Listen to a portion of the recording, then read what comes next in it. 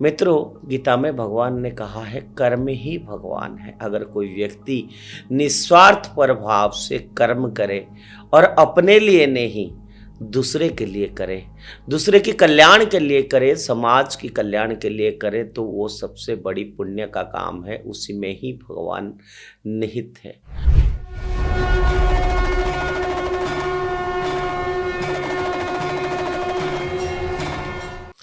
नमस्कार मित्रों, उदय India digital में आप सबका बहुत बहुत स्वागत है। मैं हूं दीपक कुमार रथ। मित्रों, सुबह की इस समय हम हर दिन कोशिश करते हैं कि भाग दौड़ वाली जिंदगी से थोड़ा सा हट के थोड़ा अपने बारे में विचार करें और जिसकी कृपा से जिस परमात्मा की आशीर्वाद से हम इस जगत में आए हैं, उसके लिए भी कुछ सोचें कि आखिर परमात्मा ने हमको इस जगत में किस लिए भेजा है। हमको जिन्होंने जन्म दिया है, जिन्होंने बढ़ाया है, उसके प्रति हमारा क्या कर्तव्य है। जिस समाज ने हमको सब कुछ शेयर करके इतना बड़ा किया, उसके लिए हमारा क्या कर्तव्य है। इस देश के प्रति हमारा क्या कर्तव्य है।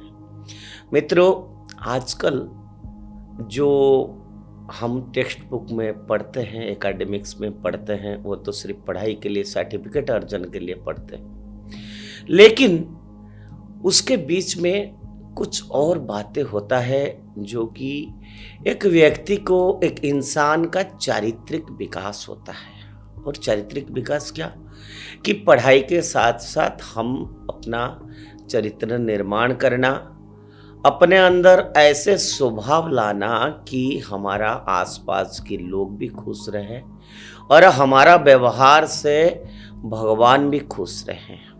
हम अक्सर कहते हैं भगवान कहाँ है। कुछ लोग दिखावा के लिए भगवान का पूजा करते हैं, मंदिर जाते हैं, खूब फूल चढ़ाते हैं और खूब पाठ करते हैं, पूजा करते हैं, लेकिन कर्म उसके दूसरा करते हैं।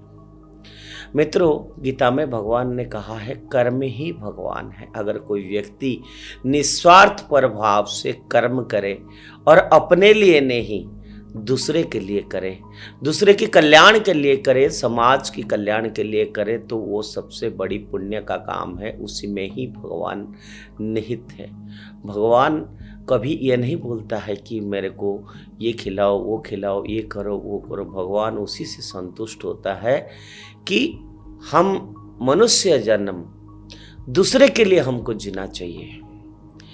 बोलने के लिए तो बड़ा अच्छा लगता है, लेकिन ये बात हम कितना कर पाते हैं। आखिर में ये बात करना कितना कठिन भी है कि हम कुछ करें तो दूसरे के लिए करें, कुछ सोचे तो दूसरे के लिए सोचें, दूसरे के कल्याण के लिए करें। जैसे हम कभी किसी को कष्ट में देखते हैं तो हम कहते हैं वाह कितना कष्ट में है, वो हो।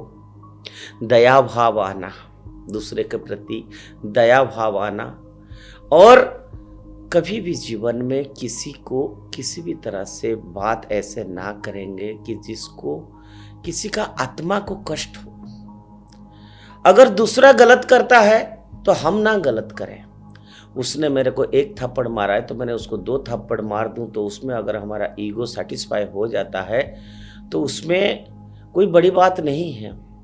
लेकिन हम कभी कभी अनेक ऐसे व्यक्ति आपको मिलेंगे जीवन में आपकी, कि कुछ लोग आप मिले होंगे कि आप उनको कुछ भी कहिए ना वो गुस्सा करते हैं, ना वो रिएक्ट करते हैं। आप उनको 10 बात बोल देते तो वो सह जाते हैं, रिएक्ट नहीं करते हैं, अपना कर्म में लिप्त रहते हैं।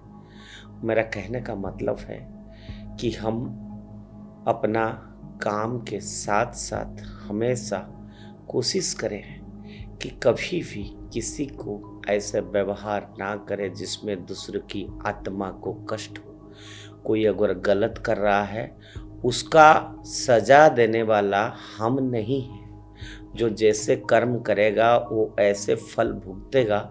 उसके लिए भगवान अलग रास्ता तय कर रखा है, वो जिम्मेदारी हमारा नहीं है। हम सत्कर्म करें। मैंने कहा कि कल्याण, दूसरे के कल्याण में ही भगवान खुश होते हैं। दूसरे के लिए जीना ही भगवान खुश होते हैं। जो दूसरे के लिए जीता है वही सचमुच का भगवान का स्वरूप होता है। ऐसा नहीं है कि भारत में ऐसा व्यक्ति नहीं है। अनेक उदाहरण हमारा इतिहास में है। अनेक मुनि, ऋषि, समाज सेवी, भक्त अनेक हैं जो कहते नहीं हैं। आज के ज़माने में सोशल मीडिया में हम थोड़ा सा कुछ नहीं करते हैं, उसको तुरंत सोशल मीडिया में डाल देते हैं, देखो जी हमने ये किया। माँ बाप का पैर छूते उसका भी फोटो खींच कर हम सोशल मीडिया में डाल देते हैं। हम बच्चे के लिए कुछ करते हैं तो उसको सोशल मीडिया में डाल देते हैं, या किसके लिए थोड़ा सा कुछ करते हैं तो उसको तुरंत सोशल मीडिया में डाल देते हैं। लेकिन एक चीज़ हमको याद रखना पड़ेगा कि कभी अगर किसके लिए आपने कभी कुछ किया है, किसी का दुख में खड़ा हुआ है, तो उसको उसी समय करने के बाद अपन को भूल जाना चाहिए। भगवान ने कहा है कि सत्कर्म करते चलो, फल पे आशा नहीं रखना है। छोटी छोटी बातें हैं, लेकिन अगर हम किसी को मदद करके उसको तुरंत बोल दे कि हमने तो तुमको ये किया था, तुमने हमारे लिए क्या किया, वही वो पुण्य खत्म हो जाता है। मित्रों, आज की भागदौड़ वाला जिंदगी में ये छोटी छोटी बातें बहुत अहम रखता है और अहम रखता भी नहीं है। हम चाहें तो हम इस दुनिया में जिसके लिए आए हैं, जो हमारा माँ बाप है, जो हमारा पहला गुरु है, कभी मांगा है क्या हमको कुछ? कभी नहीं मांगते हैं। कभी कहा है क्या हम कुछ? कभी नहीं। लेकिन सदैव आपने देखा होगा, आपके पीछे भी अगर आपके लिए हमेशा जिसका दिल रोता है वो माँ है, और जो आपके सर के ऊपर छत की तरह खड़ा रहता है वो आपके पिताजी है। अवसर आज के ज़माने में माता पिता सबसे खराब स्थिति में है। मैं ये नहीं कह रहा हूँ हर कोई ऐसा है, हर कोई ऐसा नहीं है। कह इसलिए रहा हूँ कि आज भारत में वृद्धाश्रम बढ़ गया, अनाथाश्रम बढ़ गया, गौशाला बढ़ गया। जिसका जो स्थान है वो स्थान दूर हो गया, हम अपने से दूर हो गए। मित्रों, आओ आज संकल्प करें कि हम खुद को प्यार करें। हम जब खुद को प्यार करेंगे तो भगवान का प्यार करने लायक है। हम अगर दूसरे को प्यार करेंगे, दूसरे को इज्जत करेंगे, हमारा इज्जत कोई ना कहीं ना कहीं करेगा। कोई हमको खराब व्यवहार करता है तो हम उसको खराब व्यवहार करें। हमको कोई खराब दृष्टि से देखता है कि तो हम भी उसको उसी दृष्टि से देखें, नहीं। आओ मित्रों, ये छोटा सा बात को लेके आगे बढ़ें और इस बात को याद रखें, हमेशा छोटे से लेके बड़े तक हर किसी से कुछ ना कुछ सीखने को मिलता है, वो सब सीखेंगे। और हर किसी के अंदर जो आत्मा है वो परमात्मा का अंश है।